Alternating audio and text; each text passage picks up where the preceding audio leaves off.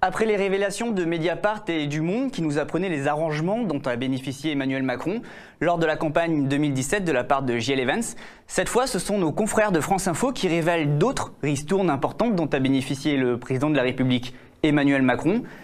Yanis, tu nous en dis un petit peu plus. Avec plaisir Rémi Kenzo. Alors, on qualifie souvent Emmanuel Macron de président des riches et tu vas voir que les riches le lui rendent bien.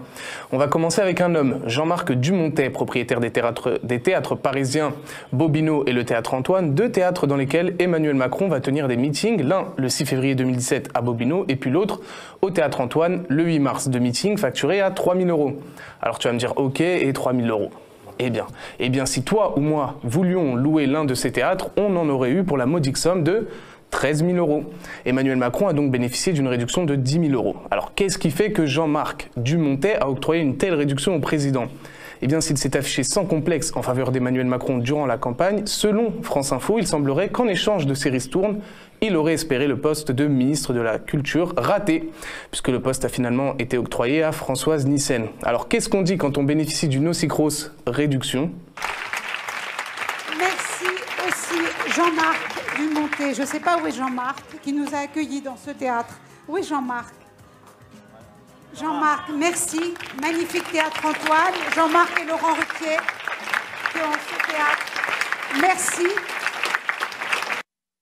Merci Jean-Marc. Bon, tu vas voir avec un autre exemple que dans les équipes de campagne de Macron, il y a des sacrés businessmen. Le 2 mai 2017, l'association de campagne d'Emmanuel Macron a réservé la Bellevilloise, salle de concert parisienne, pour une petite soirée. Tarif de la location, 1 200 €.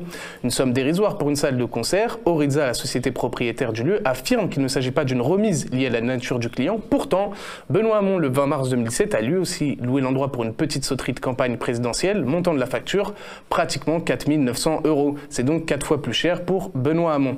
Il s'agit de rabais qui démontrent clairement le manque de traitement égalitaire entre certains candidats de la part de prestataires. Pourtant, l'article L52.8 du Code électoral est très clair. Les personnes morales, à l'exception des partis ou groupements politiques, ne peuvent participer au financement de la campagne électorale, ni en lui consentant des dons sous quelque forme que ce soit, ni en lui fournissant des biens, services ou autres avantages directs ou indirects à des prix inférieurs à ceux qui sont habituellement pratiqués. Mais alors pourquoi la commission des comptes de campagne n'a pas retoqué les comptes de campagne d'Emmanuel Macron ? C'est la question. On sait que la commission n'a aucun pouvoir juridique. Elle est simplement chargée de vérifier minutieusement que tout est en ordre au niveau du financement et elle peut éventuellement transmettre des informations au parquet qui peut décider d'ouvrir une enquête. Pourquoi n'a-t-elle pas retoqué les comptes de campagne d'Emmanuel Macron ? Pour Jean-Christophe Picard, patron de l'association anticorruption Anticor, il a déclaré ce matin toujours à France Info que la commission aurait dû logiquement provoquer le rejet des comptes de campagne d'Emmanuel Macron et que cela ressemble à des dons interdits de personnes.